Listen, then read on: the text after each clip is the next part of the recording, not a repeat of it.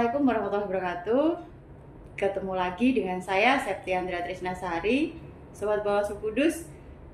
Ini dalam rangka sosialisasi pembentukan Panwaslu Kelurahan atau Desa. Dan di sini saya akan ngobrol santai dengan Ketua Bawaslu Kabupaten Kudus, Bapak Mohwaibul Minan, SPDI MH, selaku narasumber di sini.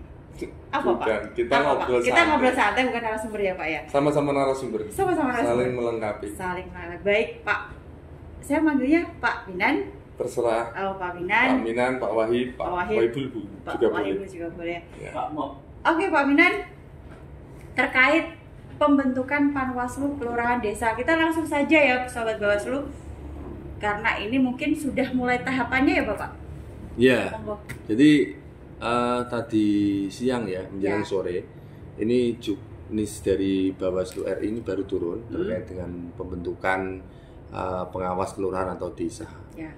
Jadi tahapannya itu memang kalau di juknis itu hari ini merupakan hari tanggal 17 merupakan tanggal untuk melakukan kegiatan sosialisasi terhadap terkait pembentukan pengawas desa maupun kelurahan. Ya. Dan besok tanggal 18 Ya. ini sudah mulai pendaftaran ya. Ya, berarti langsung ya Pak. 18 sampai tanggal 21. Ini kita nanti akan menerima pendaftaran atau berkas pendaftaran dari calon pengawas kelurahan atau desa. Ya. Ini berbeda dengan tahun sebelumnya. Gimana itu? Kalau tahun sebelumnya itu kan penerimaan berkas pendaftaran PKD atau pengawas kelurahan desa ini kan di tingkat kecamatan masing-masing. Ya.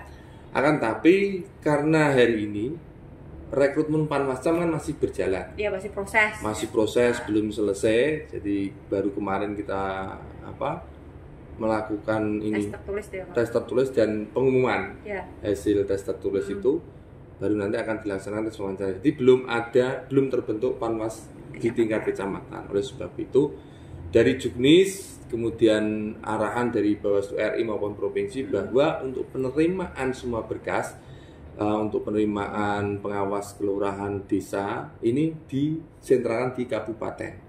Nah, jadi bagi sahabat Bawaslu yang hatinya tergugah, Terpanggil gitu ya. terpanggil untuk bergabung menjadi bagian dari keluarga Bawaslu Kabupaten Kudus menjadi pengawas kelurahan atau desa, maka mulai besok telah dibuka pendaftaran Panwaslu kelurahan desa di semua desa. Jadi 132 desa di Kabupaten Kudus nanti ngirim berkasnya itu di Kabupaten Kudus, di Sekretariat Bawaslu Kabupaten. Ya, terpusatnya di kabupaten. Betul, gitu ya. Pak. Walaupun dari jauh, mungkin desa Dari terjauh. Japan paling ya Pak? utara ya, Dawe itu Dawe. ada Japan, ada Tergot dan sebagainya, terus Sampai Undaan, ya udah. sana Kaliwungu, Jekulo, semuanya nanti langsung ke Bawaslu. kabupaten ya, Ya. Bawaslu Kabupaten Kudus itu. Syaratnya apa Pak? Nah, untuk persyaratan saya kira nanti teman-teman bisa bisa lebih ini buka di webnya Bawaslu. Oh. Yang jelas di sana itu yang pertama jelas dia berdomisili di negara Indonesia, Ya, sebagai warga negara Indonesia. Bagi gitu. warga negara Indonesia. Mungkin juknisnya juga bisa dibaca itu nanti. Ya. Pak. Itu Ya, dibuka sekarang juga bisa disampaikan pada sahabat Bawaslu yang mungkin bisa mendengarkan kita. Gitu ya, Yang Pak. jelas minimal usia ini SMA. Ya. Maaf kok 21. usia. Minimal usia ini adalah 21. Jadi 21 tahun baru bisa mendaftar, kemudian pendidikan minimal SMA atau Ya. sederajat. SMA. Jadi tidak ada diskresi lainnya, nanti bisa turun SMP maupun nanti calistung dan sebagainya, itu tidak. Jadi semuanya minimal SMA atau sederajat. Berarti aliyah, SMK ini bisa. Ya. Usia minimal 21 tahun, dia harus berdomisili di kecamatan masing-masing. Yang di itu ya? Ya, yang didaftar ya. misalkan di kecamatan Gebok misalkan, karena kebetulan saya orang Gebok, yang hafal ya mungkin. Ya Pak, Gebok Pak. Jadi misalnya di Gebok, ini dia itu daftarnya hanya boleh di desa yang ada di Kecamatan Gepok itu. Begitu juga di Kecamatan Dawi. Ya. Tidak lintas kecamatan. Ini berbeda dengan kemarin waktu pendaftar Panwascam. Panwascam dari kecamatan kota bisa daftar ke Kecamatan Jati dan sebagainya. Kira-kira itu. Karena kabupaten. Karena lingkupnya kabupaten. Jadi ini lingkupnya di tingkat kecamatan masing-masing. Sehat jasmani rohani itu pasti harus ada surat keterangan dari rumah sakit atau puskesmas. Jadi sehat jasmani rohani cukup dari rumah sakit atau puskesmas. Rumah sakit pemerintah. Rumah sakit pemerintah. Ya. Nah, rumah sakit pemerintah. Jadi cukup misalnya dari puskesmas itu sudah cukup menunjukkan bahwa dia sehat jasmani. Atau itu kan kalau sehat jasmani rohani, kalau biasanya di rumah sakit ada tes kesehatan rohani juga kan, tapi untuk ini bisa dari puskesmas itu sudah cukup. Ya. Untuk klinik ini tidak bisa, ya, karena bukan merupakan bagian dari rumah sakit pemerintah. Itu. Jadi itu yang paling krusial, dia itu usia 21, sehat jasmani rohani, kemudian tidak menjadi anggota partai politik. Nah ini buktinya dibuktikan apa? Nanti di saat pendaftaran, nanti teman-teman sekretariat akan ngecek di Sipol nama itu. Nah bagi nama yang masuk di Sipol, dia tetap kita terima. Ya. Tapi nanti beda perlakuannya nanti pada saat administrasi. Pada saat administrasi. Sehat jasmani rohani tidak menjadi anggota partai politik minimal 5 tahun, ya, kemudian tidak menjadi tim ses, ya, kemudian tidak dipidana, artinya apa? Ancaman pidananya, bukan vonis pidananya ya, minimal 5 tahun kan?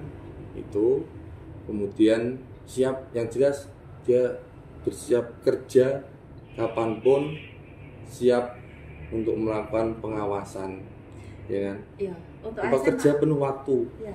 Untuk ASN Pak. Nah, untuk ASN sendiri ini jelas ASN P3K boleh mendaftar, ya saya katakan boleh mendaftar dengan syarat. Ya. Yang pertama syarat izin dari atasan. Ya. Yang kedua syarat permohonan pengajuan cuti di luar tanggungan negara. Ya. Dan nanti ketika dia sudah terpilih, maka harus menyertakan surat keterangan pemberhentian sementara dari anggota PNS, ASN maupun P3K. Nah, kemudian untuk misalkan seperti perangkat desa, BPD, ini perlakuannya seperti apa, Mbak? Kalau setahu saya perangkat desa, BPD itu kalau mau mendaftar boleh-boleh saja. Boleh mendaftar, boleh. Ya. Tapi untuk pengadministrasiannya itu nanti ya seperti ASN sama P3K. Ya, karena di sana itu kan bukan menjadi pejabat pemerintah, ya. Ya. Jadi bukan termasuk pejabat pemerintah, bukan termasuk pejabat BUMN, BUMD. Lah, berbeda lagi kalau BUMDes. Yep. Nah, ini kalau BUMDes ini boleh. Jadi di sana tidak ada klausul mengatakan desa itu. Jadi itu perlu diketahui oleh sahabat-sahabat semuanya itu. Jadi poin-poinnya itu kira-kira itu ya, atau ada yang terlewat untuk sementara ini? Sudah menyeluruh, Pak.